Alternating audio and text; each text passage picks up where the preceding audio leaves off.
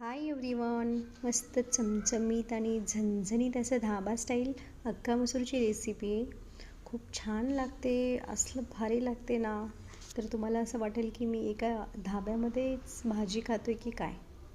पटकन मस्त एक अर्ध्या तासासाठी भिजवलेलं आहे मी अख्खा मसूर. नंतर कुकरला 2-3 शिट्ट्या करून घ्यायचं. कांदा, टोमॅटो, कोथिंबीर, आलं लसूणची पेस्ट करून घ्यायची.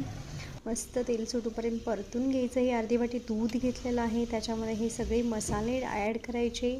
चवीनुसार तिखट, हळदी, मीठ, काळा मसाला, गरम मसाला, धनिया जिरा पावडर मस्त मिक्स करून दुधामध्ये हे फोडणीत ॲड करायचं. तेही छान मस्त मिक्स करून घ्यायचं. मस्त तेल सुटलेलं आहे मसाल्याला आपल्या. त्यानंतर आपलं शिजवलेला अख्खा मसूर तोही ॲड करायचा. ऑलरेडी तो शिजलेला आहे, त्याच्यामुळे 10 मिनिटामध्ये हा रेडी होतो. तुम्ही बघू शकता टेक्स्चर, ते कलर खूप छान आलेला आहे.